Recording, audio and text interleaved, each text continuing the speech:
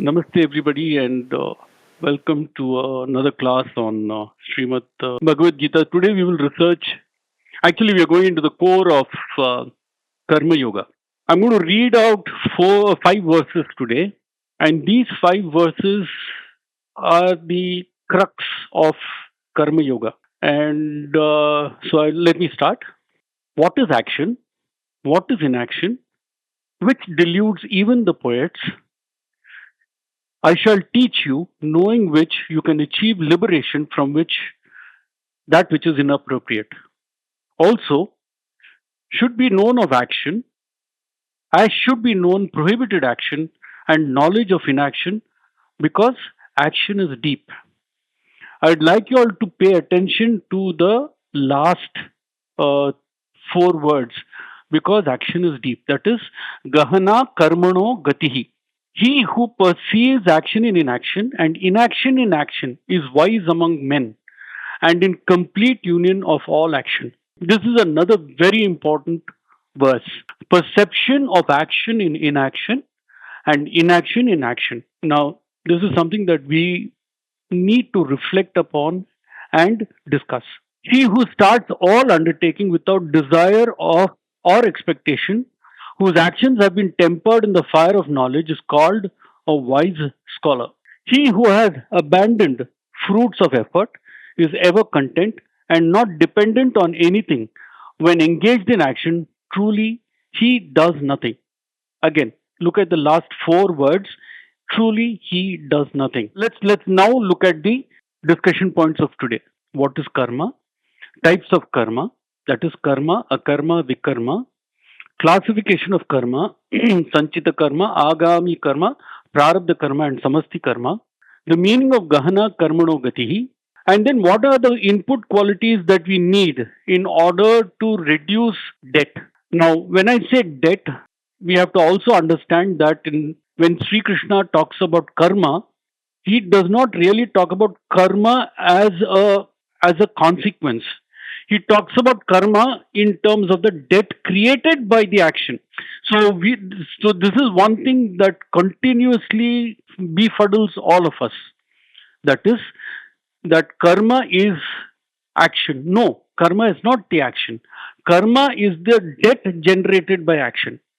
So this is something that we continuously need to keep in our head, that what Sri Krishna refers to as karma is not action by itself, but the consequences of the action or the debt generated by action. So, what are the input qualities that a person needs in order to make sure that one is practicing karma yoga? First is act without expectation or desire, act with understanding of the subject, and here of the subject is dharma. Now, why this is dharma, why dharma is the understanding of the subject is something that we need to understand. Like, for instance, suppose I am going to I come to your house as a guest. Now, even though we both live in houses, you are the person who's most comfortable in your house. You have the capability, understanding of your house, and you know what you're going to give to me as a as food or how you're going to treat me as a guest. Your capability, your confidence, and your stability is in your house. That is dharma. That is your when we look at dharma, the root word dhr or that which is dhrudam, that is that which makes you steadfast, is your understanding. Just because I come to your house, I cannot start talking about how you should live your life. It doesn't make sense. So, acting with understanding of the subject, your understanding of the same subject is far greater in your house than my understanding of the subject in your house. Next, remove personality in action. Now, what happens when you have personality in action? That is, person is the cognate of the word purusha. So, when there is a purusha in the action, then automatically there is duality of like, dislike, good, bad, right, wrong, etc. When you have that, then automatically you start creating debt. The next is control of manas or cognition. When you control the cognition or the manas, what happens is that the data that comes into your system begins to get controlled by you. So, in a sense, you are not a victim of change, but the change flows over you without impacting you. The next is cognize action in inaction and inaction in action. Now, this again, I will take this up a little later because it is not as simple as he says it. The output qualities abandon fruits of effort, be content with any outcome, not dependent on anything when working. That means, suppose you are, this is often been misunderstood as not being a team player. That's not true. You have to be a team player, but at the same time, you must not be dependent on somebody else's opinion of yourself in order to be able to do something. Or you should be able to cross train, you have to be cross trained enough to be able to deal with any situation. So, this is the sum and substance of Karma Yoga. What do I mean by Karma Yoga? The yoking of the individual to the Brahman through action. And this is the essence of whatever Sri Krishna talks about in chapter 4. So we'll go back to the verses themselves. What is action? What is inaction? Which deludes even the poets. I shall teach you knowing which you can achieve liberation from that which is inappropriate. Also, should be known as action, as which should known as prohibited action, knowledge of inaction, because action is deep. What is action? Action is when we are in any situation and we get stimulus, we either like or dislike the subject. That is, when we like something, we bring that object closer to ourselves. When we dislike something, we push it away. The liking is called raga, the disliking is called dvesha. Raga and dvesha, that is liking and disliking, which results in the pulling and pushing of the other from ourselves, results in action. Now, here we need to look at two parts. One is when we like or dislike something, we are actually liking and disliking the Purusha in the other entity. It is our Purusha which likes or dislikes the other Purusha. And so, it is the Purusha that determines the karma, the action. Number two, our own understanding of Purusha is the manifestation of Purusha comes in the form of dharma. That is that which we have been brought up as our DNA, our operating system, who we are, what we are, where we come from. That is the base on which we decide whether we like or dislike something. Our natural state is determined by our dharma. And that is based on our Purusha. So you have the core of the Purusha, with the layering of dharma, and it is this dharma which is reflected as our sense of self-worth, which is the asmita. And from the asmita, layering the asmita is ahankara, that is our sense of doership. So whenever we interact with our environment, what happens is that this ahankara and the asmita is what is reflected as svabhava to the rest of the world, our natural state. And that is what ends up creating this barrier of like and dislike, good and bad. So, the first thing we need to understand is the foundation of karma comes from the Purusha, the understanding of ourselves as individuals, ourselves. This is the Purusha that is talking to the other Purusha. It is the Purusha which is dealing with right and wrong, good and bad. So when we when we talk to the other person or when we interact with the other entity, we either like or dislike, we push each other. There is an imbalance in the transaction that we have. And this imbalance is called runa or debt. And that debt has to be reimbursed or it has to be reconciled. And this is the basis of karma. So, what are the different karmas that we have? What karma we are generating now? The karma that I am generating now is called agami karma. I am generating this karma now. This karma then goes into an overall general ledger that I have. The general ledger of karma that is called sanchita karma. And then the karma that I bring down to earth to fulfill or to reconcile is called prarabdha karma. But in all of this, do not forget that it is the Purusha that is actually carrying the karma. In our instance, because we are a sigma or we are an integrated Purusha of many small Purushas, that integration happens in what is called the Atma. But for all practical purposes, it is the self which is carrying the karma. This is something that we really need to understand. The second thing is that even though we may be acting, if there is an overall overarching karma that is in place, then that is called samasti karma. For example, COVID hit everybody. So no matter what your own prarabdha karma was, it would get subsumed in the samasti karma. People in Ukraine are all facing war. So even if their karma was good, the samasti karma will envelop their war. Same in Palestine. Each of us is governed by the destiny of the place that we live in. For us, it is Bharat. For China, it is Chinese. The karma is the destiny of the place. And then under that, we have a personal karma.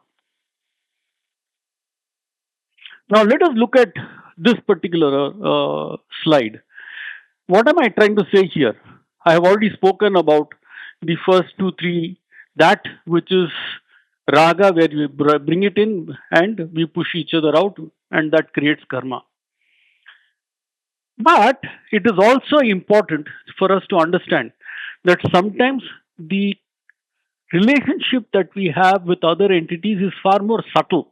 It is not as simple as, good and bad, right and wrong in a very gross state. Sometimes we are unable to, somebody will be coming and connecting with us. But we will not have that kind of connection, even though we may be talking to that person and relating to that person. The connection may be very weak. This also creates its own karma, its own ragadvesha. So this is something, so the subtlety of karma is far more uh, nuanced than what we think it is, which is why it is called Gahana, karmano, gatihi. Gahana, karmano, gatihi. Gahana means deep, karmano means that generation of karma, gatihi means the movement of karma. That is, the movement of karma is very deep or subtle. Let's look at this particular part. So, when we are talking to each other, it is annamaya kosha. That is, we are relating to the physical sheath. When we look inward or we go beyond the physical sheath, it is called pranamaya kosha. The physical, once we cross the physical sheath or the pranamaya kosha and go into a cognitive state, where we are able to reconcile or we can able to meet each other and understand each other on a cognitive basis, that is called manomaya kosha. This is you can see one thing. The whole subtlety of karma goes from gross, which is the physical state, to an underlying pranic state, to a further underlying cognitive state, and then after that, it is governed also by the space that you live in, the kind of sound and other things that you have. For example, if you're sitting in a room and constantly there is somebody who's pounding a generator outside, the sound of that generator is going to, even though you might be in a state of peace, you will get disturbed. And lastly, it is the karana sharira. That is, why am I alive? Each of us has a different reason why we are alive. Now, not only that, depending on what stage of life you are in. For example, if you are a youngster, your understanding of karma is different. As you get older and you get tempered by family life, your ability to relate to changes differs. Once you have gone past the major requirements of life and go to vanaprasthasrama, your need and your karma, your cognition of karma changes. So, what I'm trying to say here is that the annamaya kosha, pranamaya kosha, manomaya kosha, and vijnanamaya kosha is like a matrix with the stages of life that you live in. And as you get older, if you practice and if you look at the needs to reduce the karmic load on yourself, then you begin to look at your current state, your current stage in life, and how you can integrate the yoga into your daily living. Here now we will seriously look at how can you practice karma yoga and what will happen when you practice those input qualities and output qualities. The input qualities is act without expectation or desire. This typical thing is the parent or looking after the child. The parents do things for the child without expectation of return. And this is a clear case of karma yoga. It is it is actually where the parent is actually doing everything for the sake of the child without really expecting anything from the child.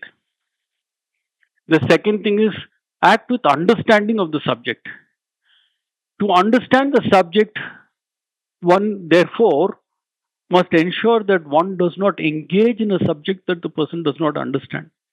This is a very important thing because very often you will find that people giving opinions on multitude of subjects even though they don't understand it or they think they understand.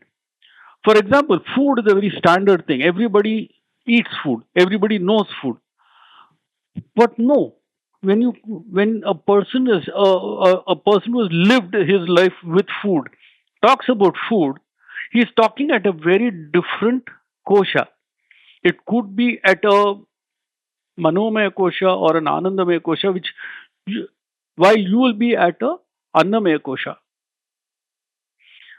The key now is removing personality in action. That is, when you do work without looking at the person.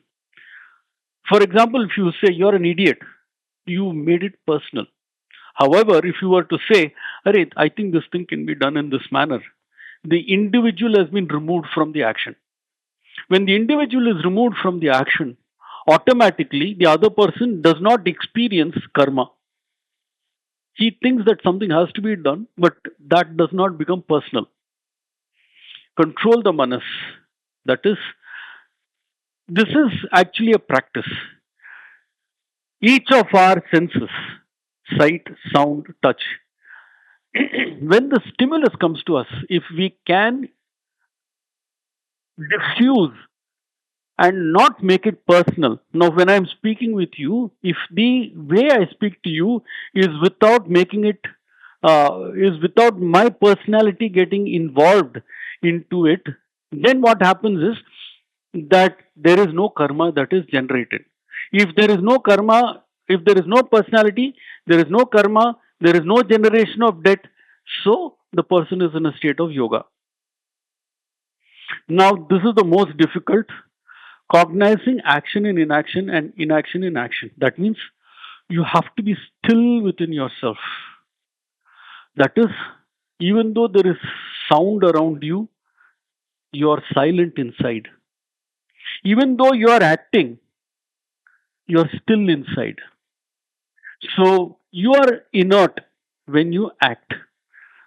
I will show you the last slide and you will be able to get that. The output qualities is abandon fruits of effort, karmaphala tyaga. The minute you do something, the minute you talk about it, I did this, you're finished. You've gone into karma. Be content with any outcome. There is no outcome. Most of the time, whatever we think we are going to do, the outcome we want, we don't reach it. We don't get it. And so what happens is that this results in us feeling despondent or depressed and things like that. That means our personalities are getting pressurized by the outcome. Lastly, not dependent on anything when working, which I have already taken you through. So now this is the critical thing. Karma yoga is from turbulence to stillness, from cacophony to silence, from the sense of doership to inertness. That is the bhasma, the inertness that you have. The bhasma is the vibhuti. The vibhuti is inert. So if you can be like that, then it doesn't matter whether it is just karma yoga, jnana yoga. This is the key to any yoga. The internal cognition of stillness, the internal cognition of silence, the removal of sense of doership, and the understanding of inertness. We can start the discussion now. Raman sir, yes sir. You said that karma is not action. Karma is the outcome of an action. Outcome of action. Then what is akarma? Then what is akarma? So, okay, this is a great question. That's not inaction then. Akarma is not directly inaction, right? Karma, that is in a subtle level, you are absolutely correct. In the sense that suppose you're sitting still, but your mind is elsewhere. You're not working, you're not doing anything. You're saying I'm in meditation, but actually you are sitting, your mind is in Mumbai or in wherever your family is, and you're thinking that I want to be with them and all that. When you're thinking that way, then though your body is in inaction, actually you're creating action. You have created karma. So you're absolutely correct, sir, that a karma is karma that is where you don't act, but at the same time you're creating debt. Vikarma, on the other hand, is where you act counter to dharma. Vikarma, see, how do you decide papa, punya, good, bad, right, wrong? Papa means what? Everything is measured in terms of a reference. You need to have a reference, right, on which you measure anything. Suppose you are doing something, how does anybody decide that this is the right thing or this is the wrong thing? The only way you can decide something is right or wrong is against a datum. That datum is dharma. That is, the society in India is used to this way of thinking. When you act on this way of thinking, you are in dharma. It is karma. However, if you act counter to this, it is vikarma. So if you are not obeying the Constitution of India, it is vikarma. If you are obeying the Constitution of India, it is karma. Akarma. Akarma. Okay, akarma is you are standing at a particular place and you know something is, like for instance, let us say that you are standing at the bus stop and you are going by train, okay, and you see that somebody is getting abused by somebody. You can keep quiet and allow the abuse to take place, or you can stand up and say, no, you can't do this. Akarma is not doing anything, and that when it becomes really bad, then it becomes vikarma.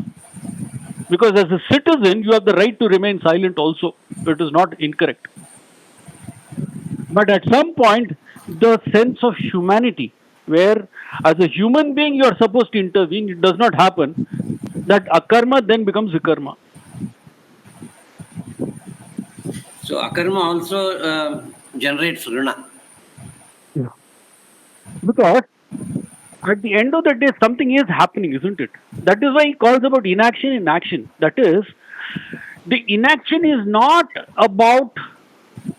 Uh, so action has got different levels, no sir.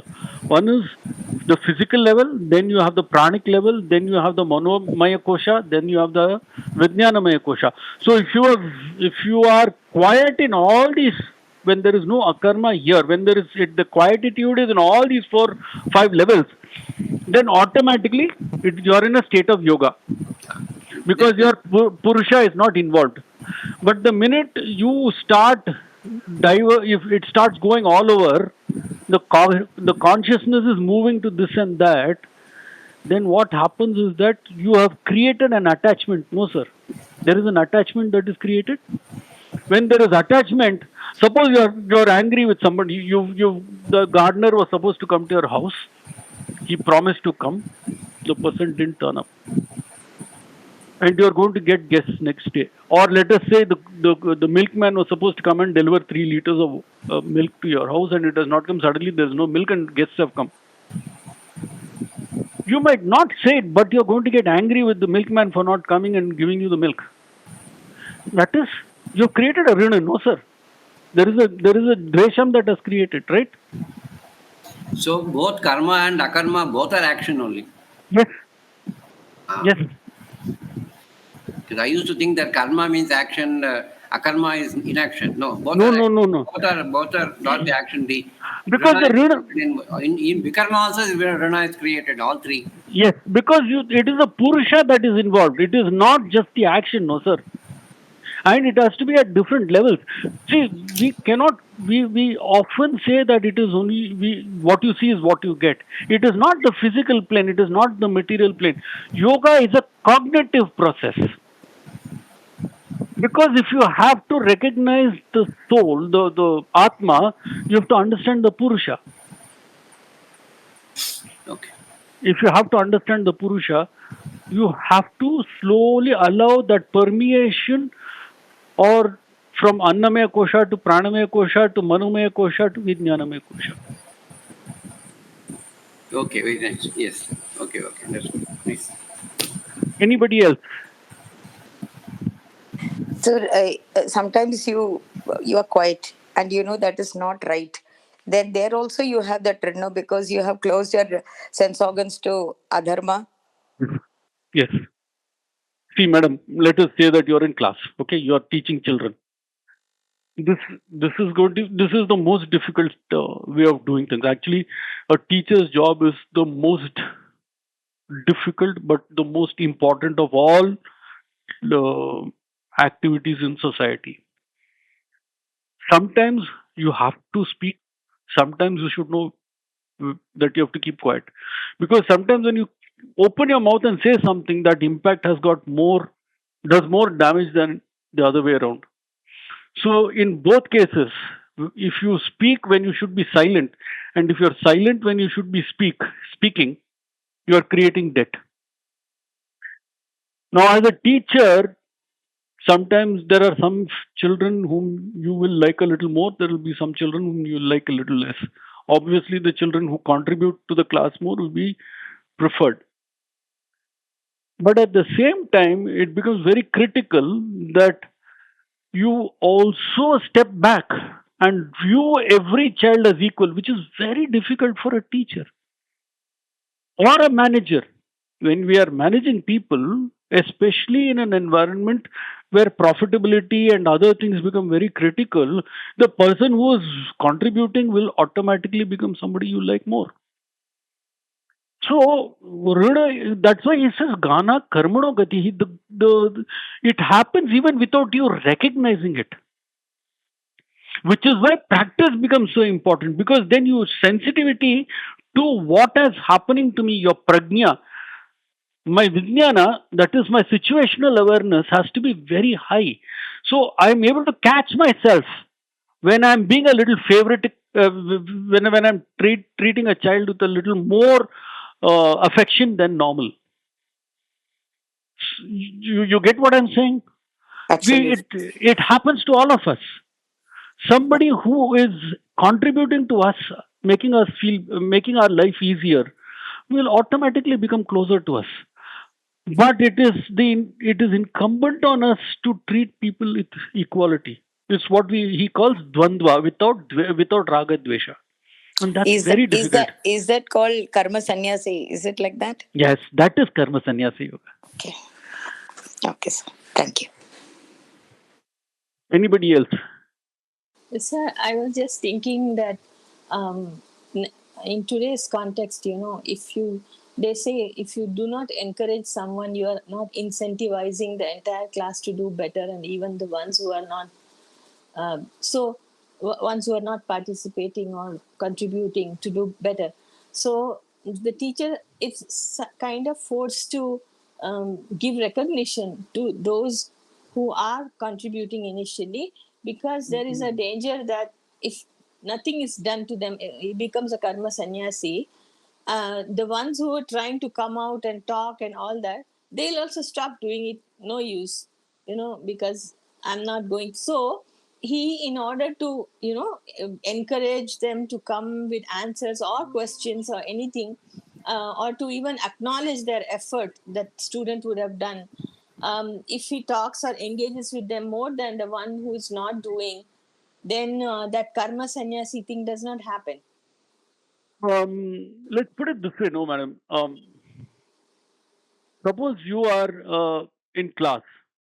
You start your your year with a particular syllabus, and when you're speaking on that syllabus, there will be some children who will be alive to a particular uh, that particular class. There will be other children who will not be alive to that class. There will be children who will be alive to certain parts of the class. There will be children who will not be alive to certain parts of the class. There will be children who will like certain subjects. There will be certain children who will not like certain subjects. So what happens is that each child's karma also impacts the teacher. Each child's karma and natural state, swabhava, begins to impact you. It is very hard to try and be neutral in such an environment.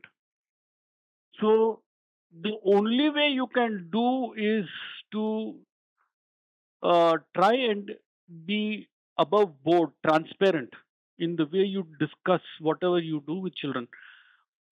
With very small children, it is even harder because they don't understand.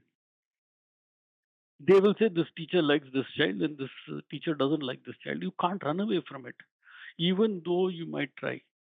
The maturity of the teacher makes a difference. The maturity of the child makes a difference. The maturity of the parent makes the difference. So, and the school, the way the school runs, the Vijnanamaya Kosha, the way the school, the dharma of the school will drive the way this teacher is forced to teach. You understand what I'm saying? It's not that simple. That's why he says Gahana, karmano, gatihi. Everything, there is the number of factors which determine how much runa you will create is not that simple. So being a karma sannyasi in spite of everything is encouraged, or it is not It encouraged? is. There is no choice. So Because that's what I said earlier. When one is trying to be karma sannyasi by treating all the children in the same way, regardless of their participation or whatever, huh? But he's not going to be perceived as such. he He'll will be. never be. Never. So that's why we see, especially in school circles, oh, that teacher is my favorite, he makes a class come alive, blah blah. That's We'll almost always see that the teachers who are popular are the ones who are incentivizing and doing all that Not exactly. necessarily. Not necessarily. Like, for instance, we had a math teacher called PM George. He beat this part of my hand used to get very badly beaten every time in class, but we loved him because he was very straight. He was very clear that I want my children to do well in maths, and he went after it. Yeah, everybody there, I've seen the whole class of 40 children getting beaten on the same day, but he did it because he wanted the children to succeed. It's not necessary. I don't think you can paintbrush karma on an individual. It is actually individualistic. So what if a teacher thinks, okay, you say that he wants to the children to do well, and therefore he was beating and all. What I don't understand is, I'm not trying to paraphrase you, so I'm just trying to get that point across. So the children, unless they are college going or something, how will they understand the teacher's motive? They won't understand. They won't. At that time, even we did not understand. Yes. At that time, even So, we did not understand. So the thing is that at that time we used to get a little upset. Are yaar itna marta hai. So, but the thing is, after we left school and we went into engineering and we started working, we realized the contribution he had made to our lives. So I mean, I understand where you're coming from. Sometimes karma takes many years to this. That's why it's again Gahana, karmano, Gahana. gatihi. But the thing is, what if a teacher takes this point of view that my job is to do the job and offer it everything to Lord? Okay, totally indifferently, but I will do earnestly my work. Okay, whatever is my work, I'll do utmost earnestness, sincerity, everything I'll do. But I am not here to get brownie points from students. Whoever wants to take it, however, they'll take, but I'll treat them all with the same eye. Okay. Yeah, it's very difficult, But is madam. that, it may be difficult. I can see it is difficult. But that level of I haven't seen vairagya, anybody. Yeah, I haven't seen anybody with that level of vairagyam in my entire life. if he, I had only one boss who was who had this kind of a vairagyam, and I haven't seen anybody else in these many years with that kind of vairagyam. sir, what I'm saying, you can even take it in a theoretical thing just for this answer. Okay. So if a teacher becomes that much vairagya he has, that I am doing my work as worship, to God. So whatever I'm doing, I'm offering it off to Him. And the students who are concerned, I will look at them all with the same outlook, even the bright one, the dull one, the participating one, the silent one, every kind. Okay. And if he does like that and practices that over his lifetime of his career as a teacher, is he being a karma sannyasi Yes, then? yes. So you are saying it is really hard to be a karma sannyasi, in other It's words. very difficult. You have to try very hard.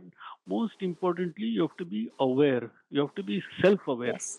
Yes. that I am doing this. This is happening. Where is my hand going? What is happening to my head? Where is my thoughts going? Where is my thought going? Am I being partial? Am I being am I getting personal? Am I So it's very difficult. Very very Yeah. difficult. Jnana karma sannyasi yoga practice is very, very difficult. But if you practice when you're alone, when you practice, whenever you become alone at a later stage in your life in Vanaprastha Asana, then it begins to multiply. The tapas shakti begins to multiply. After all, jnana karma sannyasa yoga is a tapas. When you are really giving up something that you should not, when you're treating everybody equally, it is a tapas. The internal energy will begin to increase. That internal energy increases, then multiplies. For as long as there is turbulence, you are constantly trying to keep afloat. But when the turbulence recedes, the internal energy then begins to calm down and increase in tapas. Because you're used to being silent.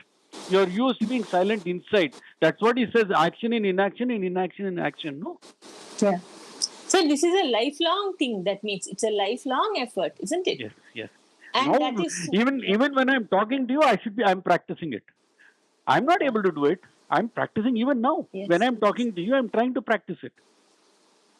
Sir, it's very difficult when you're saying, especially when we are looking at the practical world, how it is outside us, Yes, it's and very to difficult. fixate this philosophy, embed it in that also not in theory but in practice, and all the time it is requires, I think, a very high level of Awareness, be awareness, awareness all the only time, and awareness. centeredness kind of thing, right? Yeah. So, like for instance, when I'm driving, the easiest thing to get irritated is in India. Mm. When I'm driving, I will go and I'm going to take a right turn. Suddenly, one scooter fellow will come and barely escape me and run away. Now, to keep my equilibrium at that point in time is so difficult. Yes. Now, when you are standing in the queue, somebody and the light is still red, somebody will come and do pam, pam, pam, pam. And right, boss, look at that. It's very hard for me not to bring the window down and tell him, look at that particular, look at the signal. It's very hard. Because why do I not react? I don't react because I know within a few minutes that signal is going to turn green. And he can't go anywhere. Neither can I. Both of us are in the same place. So it's very difficult to maintain jnana karma sannyasa yoga in today's world. But if you don't practice, then you are just creating karma all the time, and there is nowhere, you're nowhere close to moksha. So there isn't any other easier way.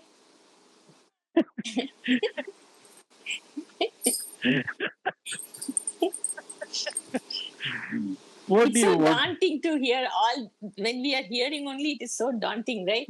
So that's why I asked if there's any alternate. Then they will tell, go to bhakti yoga and just do nama japam or something like that, But right? even that, without jnana karma sannyasa yoga, even bhakti cannot function. No.